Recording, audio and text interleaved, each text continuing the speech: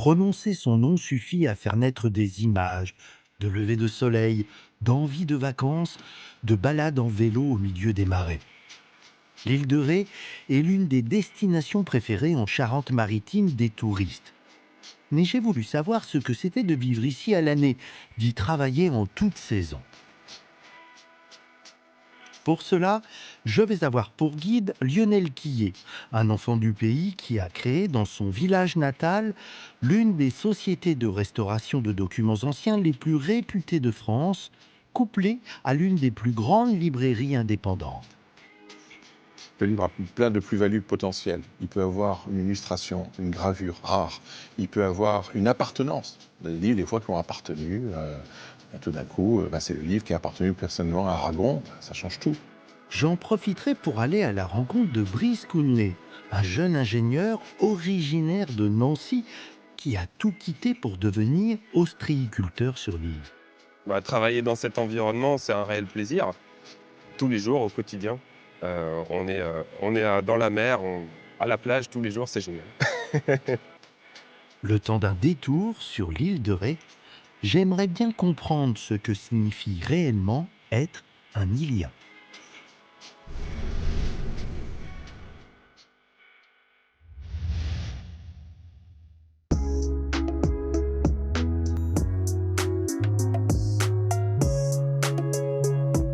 Avec 26 km de long, ses 100 km de côte, l'île de Ré est la 4e plus grande île de France. En été, on estime sa population à environ 180 000 personnes, mais le reste de l'année, c'est 10 fois moins. En ce mois de décembre, j'ai rendez-vous avec l'un de ses habitants, à Loye, le plus petit des 10 villages de l'île de Ré. Pour s'y rendre, il n'y a qu'une seule route, bordée de marais salants.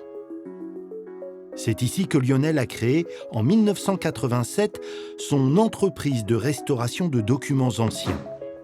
Dans les 1700 mètres carrés d'atelier, une quarantaine de personnes s'affairent.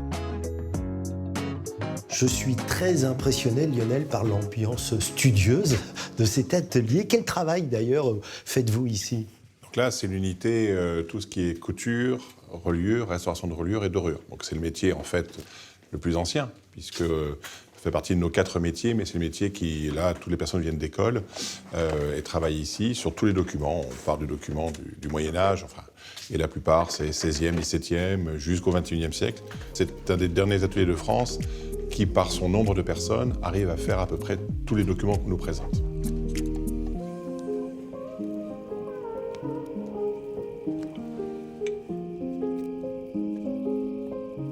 J'aperçois là-bas quelqu'un qui travaille sur un livre qui a l'air très ancien parce qu'il est très abîmé. De quoi s'agit-il ? Alors, le livre très ancien, mais le relieur est notre plus ancien collaborateur aussi. Donc, il est tout jeune, mais ça fait quelques années qu'il est là. Là, c'est de la restauration de reliure. Ça, c'est des documents, on est sur du 15e, 16e, 17e siècle. Donc, ce que Bruno doit faire ici, c'est d'abord enlever l'ancien carton qui est en dessous et sortir tout le cuir, sans rien perdre. Et ensuite, il va mettre un nouveau carton de conservation, commencer à mettre du cuir pour commencer à restaurer, pour avoir une tenue du livre. Mais bien entendu, il va s'approcher le plus possible de la texture, de la couleur, de la forme. Il y a quelques heures de travail. Quelques heures, c'est-à-dire combien ? On est sur 80 heures, oui, par Ah oui, par quand livre, même. oui.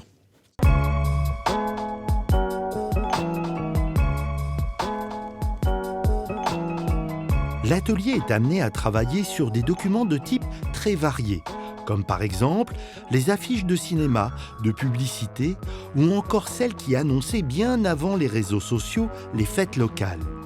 Des témoignages fragiles, une mémoire vouée, faute d'attention, à disparaître. L'affiche était éphémère, donc elle avait toujours un rôle très précis. C'était soit pour une publicité, soit pour un événement. Et quand on est sur un événement local, là, ici, ça parle tout de suite. Ouais. Après, esthétiquement, la période de l'affiche est intéressante. Fin 19e, début 20e, avec tous les grands peintres, les Toulouse-Lautrec, et puis ensuite les Muchard, et ainsi qui viennent. Regardez celle-là, c'est une petite affiche, c'est fait simplement pour un petit événement là-dessus, mais c'est bon. On est Art Nouveau, c'est magnifique. Elle est belle, il y a sur les Ito un véritable travail. Et puis derrière, la mise en état de l'affiche, déroulée, mise à plat, comblée avec son Japon, peut-être restaurée s'il y a besoin et mise sur un support en exposition, ça change tout. Parmi les documents que tu es amené ici avec les gens de l'atelier à traiter, s'il y en a un qui t'a particulièrement marqué? Nous, on retient toujours le document difficile, des choses que l'on sauve. Mais après avoir travaillé sur le manuscrit du général de Gaulle pour l'appel aux armes du 18 juin, là, c'était un bon moment. Ça nous a été confié par le musée de l'Ordre de la Libération. C'était son brouillon. Nous avons perdu une bataille, nous avons perdu la guerre, et ainsi de suite. Alors, c'était fait par le général de Gaulle, qui était assez économe en papier, c'est-à-dire qu'il avait gratté des deux côtés. C'est un petit double feuillet. Mais bon, quand on a ça entre les mains, c'est toujours vrai. Ça parle.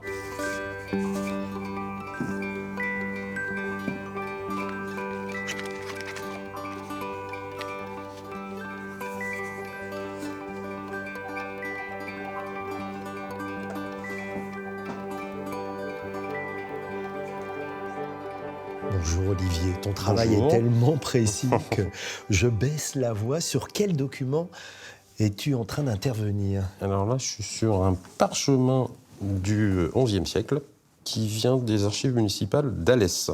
Alors, qui dit parchemin dit un support particulier, parce que là, il ne s'agit pas de papier. Non, c'est de la peau. Généralement, chèvre ou mouton, en général. J'imagine que du coup, ça implique un travail particulier. On n'intervient pas sur du parchemin comme sur du papier. Non, pas de la même façon qu'un papier. C'est-à-dire qu'un papier qui est très abîmé, on pourrait le doubler entièrement par un papier japon. On ne le fera pas sur du parchemin. Surtout pas. On répare que les zones abîmées. C'est-à-dire que la zone là, on n'y touchera pas. Un parchemin ne sera jamais plat, c'est pas du papier, ça bouge, ça vit. Donc on ne peut pas le doubler entièrement, le restaurer entièrement. On reste vraiment sur des zones localisées. Alors concrètement, là, j'ai aperçu que tu as découpé une pièce. En fait, tu fais une rustine, entre guillemets, parce qu'il y avait un trou. Le terme n'est certainement pas le bon. Voilà, il y a un trou là aussi, donc il faudra que j'en fasse une, effectivement. Donc là, je fais la lacune, je prends mon empreinte sur un parchemin, neuf bien évidemment, pas un ancien, qu'on a teinté. Je fais l'empreinte et après je découpe et j'affine sur 2-3 mm pour pas qu'il y ait une différence d'épaisseur trop importante. Précision importante, tu m'as dit que tu l'as teinté parce que l'objectif c'est que... L'objectif c'est que ça se fonde. Il ne jure pas entre guillemets dans le Ça document. sonde mais il faut qu'on le voit quand même. Il ne faut pas qu'on soit complètement... après sinon on est des faussaires. Il faut que notre restauration se voie.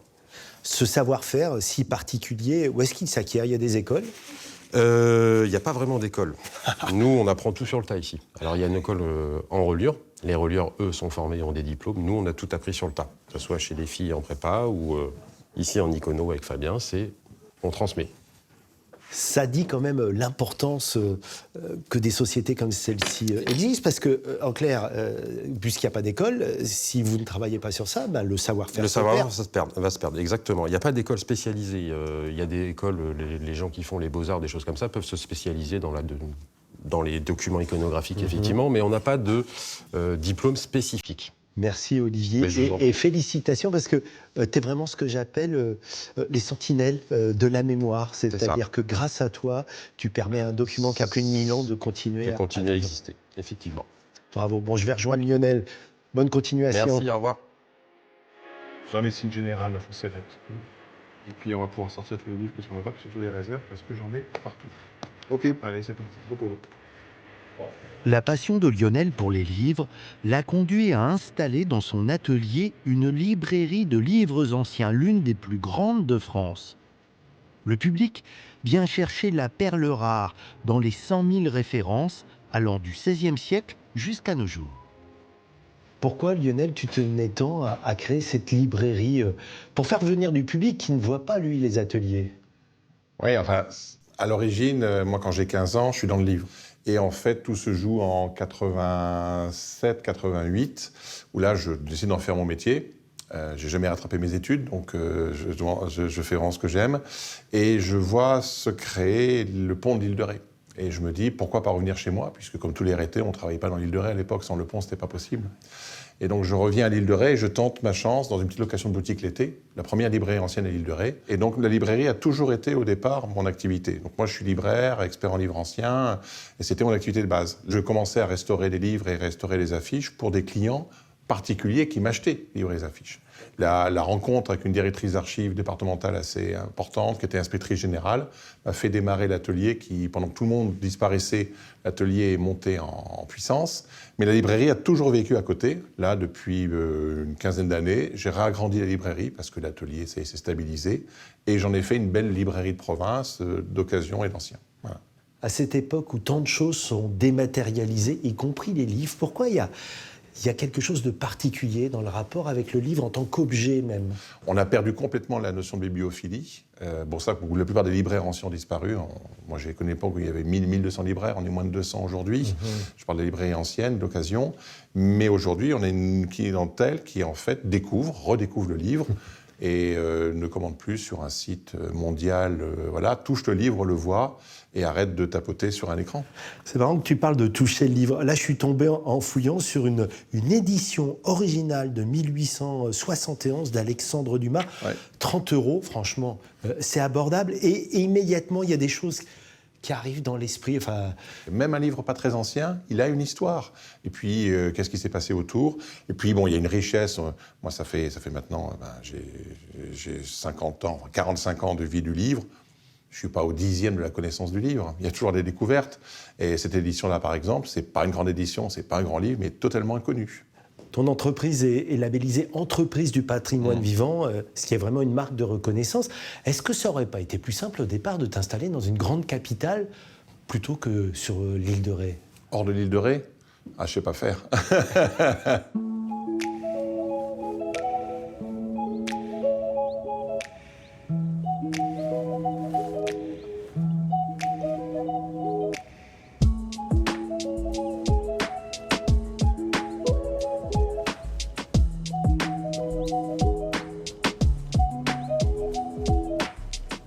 Lionel est non seulement un chef d'entreprise fier d'avoir installé son activité économique sur l'île de Ré, mais c'est aussi un citoyen impliqué dans la vie de son territoire.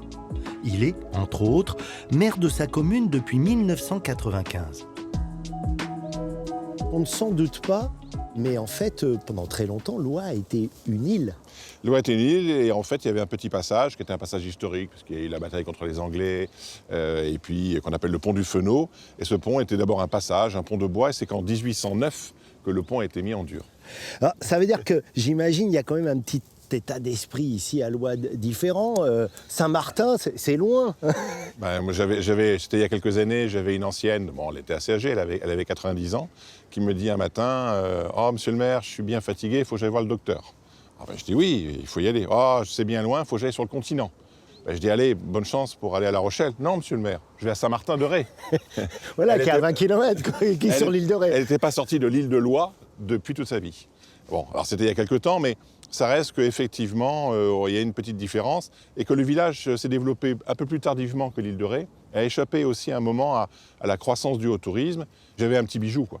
Et ce bijou, je l'ai gardé, on n'a pas mis 1 mètre carré de constructibilité en plus. Il reste le village au moins construit, le plus petit, et il a fallu l'améliorer. Mais la photo d'il y a 40 ans était pratiquement la même, et on a laissé 50 bateaux, et on doit avoir 300 demandes en attente.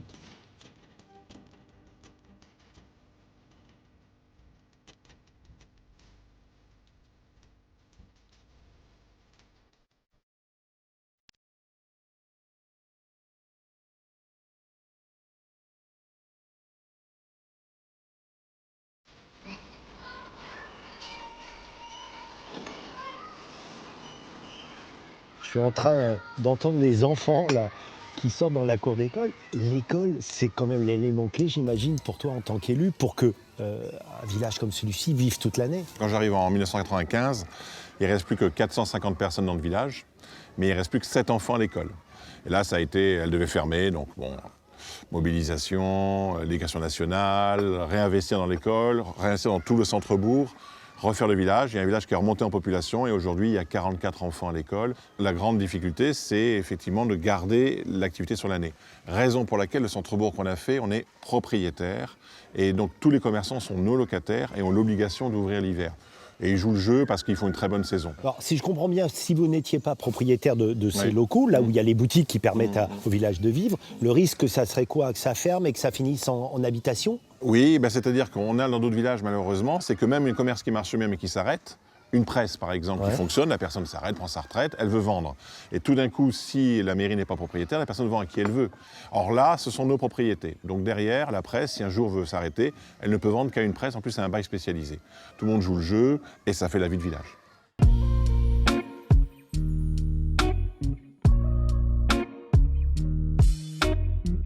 Aussi surprenant que cela puisse paraître, l'île de Ré est plus une terre de paysans que de marins. Depuis toujours ici, on est agriculteur, viticulteur ou bien saunier. Durant des siècles, le sel de l'île de Ré fut exporté dans toute l'Europe. L'ostréiculture, elle, est une activité beaucoup plus récente. Les premiers parcs à huîtres ne datent que de la fin du XIXe siècle. C'est en compagnie de Brice, jeune ostréiculteur installé depuis peu sur la commune de Loye, que je pars pour partager un peu de son quotidien. On a souvent l'image de l'ostréiculteur qui part sur ses parcs en bateau.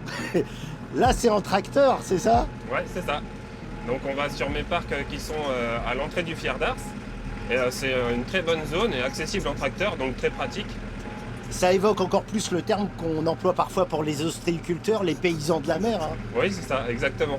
Tu te sens d'ailleurs, toi, comme un paysan ou pas? Oui, complètement. Ouais. On travaille avec la nature, on fait en fonction de la mer et des conditions météo, donc je suis complètement un agriculteur. Là, tu vas carrément rentrer dans l'eau avec le tracteur? Ouais.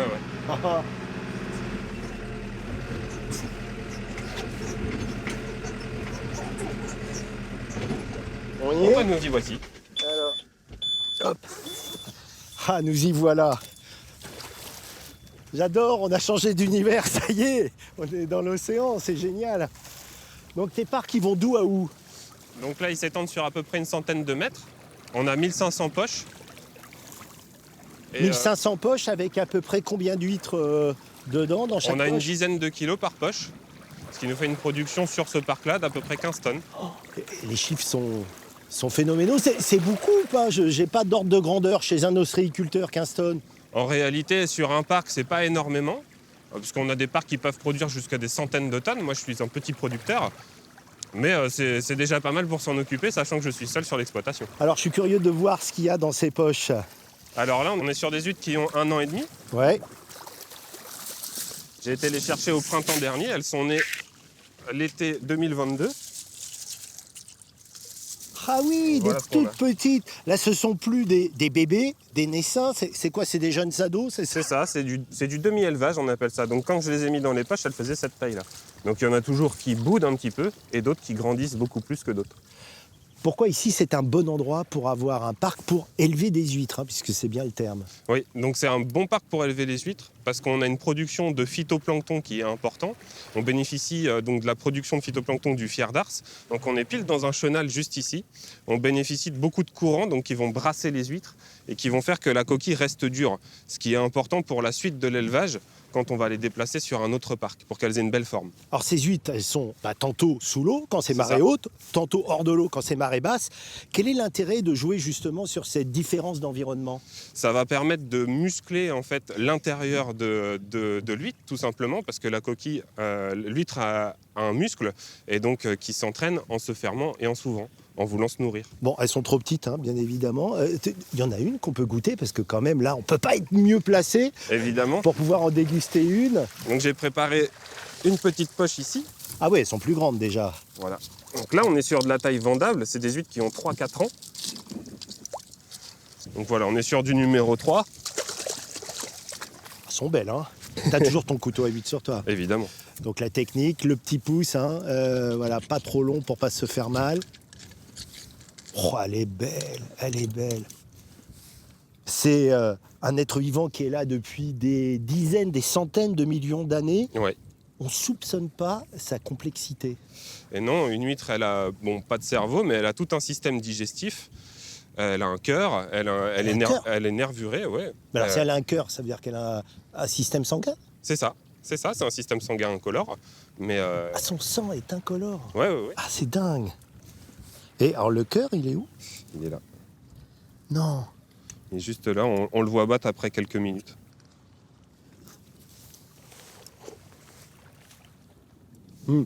C'est le plus beau restaurant du monde. Hein. Là, on est pas mal.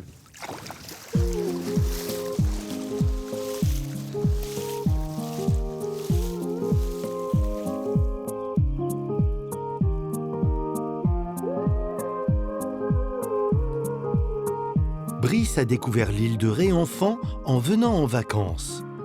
Plus tard, il vient régulièrement faire des saisons l'été pour payer ses études d'ingénieur. Mais pas question à l'époque de devenir ostréiculteur. Je trouve que c'est toujours intéressant d'aller à la rencontre des producteurs, en l'occurrence un ostréiculteur, parce que ça permet non seulement de mieux comprendre son travail, mais aussi, accessoirement, de déguster. Alors, je t'ai préparé un petit tartare d'huîtres et crevettes, parce qu'ici, on peut déguster des huîtres, évidemment, mais on peut aussi déguster tout un tas de plats, des crevettes laquées, des crevettes sautées, voilà. Et tes crevettes, elles viennent d'où? Elles viennent de mes marais. Que tu élèves également avec les huîtres Voilà, ici? je les élève dans les marais avec les huîtres. Très bon. Parlons un peu de toi. Tu es nancéen, oui. Ingénieur de formation. Rien ne te prédestinait à devenir ostréiculteur et à vivre sur l'île de Ré. Comment ça s'est passé tout ça? En fait, avec beaucoup de souvenirs et en ayant rencontré aujourd'hui ma femme, j'ai voulu vraiment m'installer ici parce que c'est un endroit qui me tient vraiment à cœur. Et donc j'ai cherché une cabane ostréicole à reprendre parce que le métier me plaît, le cadre de travail est exceptionnel. Donc j'ai voulu vraiment faire ma carrière là-dedans. Raconte-moi quand même la différence qu'il y a entre venir passer ses vacances l'été avec du monde partout, des vélos, et passer l'hiver ici toute l'année. Ça change, non? Oui, ça change beaucoup. Alors, il faut être bien avec soi-même parce qu'on passe beaucoup de temps seul, finalement, à travailler les huîtres ou à tout simplement promener ses chiens sur la plage, mais on est vraiment seul. Et c'est agréable, il faut savoir profiter de ces moments de calme quand, au moment de Pâques, par exemple, où il y a beaucoup de touristes qui arrivent, et là, ça commence à être l'effervescence. Et il faut savoir profiter des deux moments. Alors, par exemple, qu'est-ce que tu trouves à Loie, ce village, hein, qui est encore une fois le plus petit de tous les villages de l'île de Ré? Ce qui est bien, c'est qu'à Loie, on n'y passe pas, on y va. Et du coup, c'est vraiment un endroit où on s'y arrête, où on prend le temps. La vie, elle est plus calme, évidemment, en hiver, mais il y a toujours cette petite effervescence des locaux, et c'est vraiment agréable de partager ces moments-là. Mieux que d'aller dans un bureau en tant qu'ingénieur? J'ai pas la clim, j'ai pas le chauffage, mais en tout cas, moi, ça me convient. Ben, merci beaucoup, Brice, et puis voilà, longue vie à ton travail d'ostréiculteur. Merci.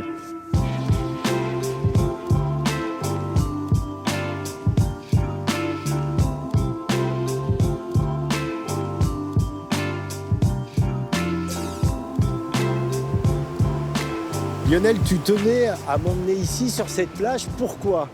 Ce coin-là, quand je suis arrivé il y a 30 ans, c'était une demi-falaise avec des rochers que les anciens avaient mis. Un peu comme on voit là-bas? Comme là-bas, qui grattaient énormément parce que derrière, bien sûr, on est sous les vents dominants et il y avait les risques pour les maisons qui sont derrière. 2-3 ans après, j'ai fait enlever les rochers et au bout de 30 ans, progressivement, le sable est revenu, ce qui dans une période de réchauffement climatique avec une montée de la mer est quand même pas évident. Et ça a parfaitement marché et on a une dune. Alors c'est un petit coin où je viens toujours, pour les bons et les mauvais moments, c'est toujours ici que je viens, parce qu'on est sur une dune de sable qui s'est entièrement constituée, avec un univers qui est... alors là, on est l'hiver, mais l'été, c'est les Seychelles, quoi. Voilà, c'est mon coin à moi, quoi.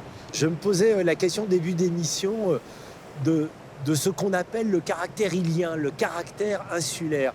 Est-ce qu'il existe vraiment encore et comment tu pourrais le qualifier? Il existe toujours, il a toujours évolué. Sur le caractère, sur la façon de voir.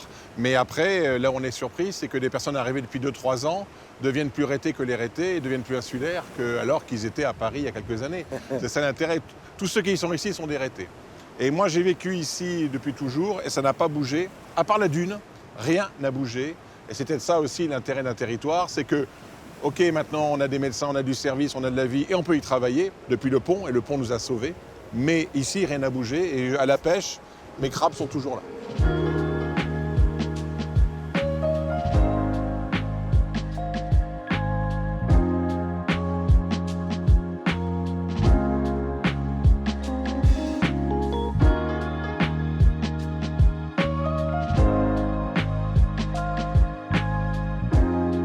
Pour terminer ces escapades hivernales sur l'île de Ré, je voulais partager avec vous mon coup de cœur, l'abbaye des Châteliers qui se trouve sur la commune de la Flotte-en-Ré. Car c'est ici, au XIIe siècle, que se sont installés de façon durable les premiers hommes. Des moines cisterciens qui, non seulement ont fondé une immense abbaye dont il ne reste plus que cette église en ruine, mais qui surtout ont été des pionniers. Ce sont eux qui ont développé l'agriculture, creusé, installé des digues, créé les marais salants qui donnent à l'île sa physionomie. Pour une émission largement consacrée à la mémoire, aux traces du passé, il me semblait judicieux de terminer là où tout a commencé.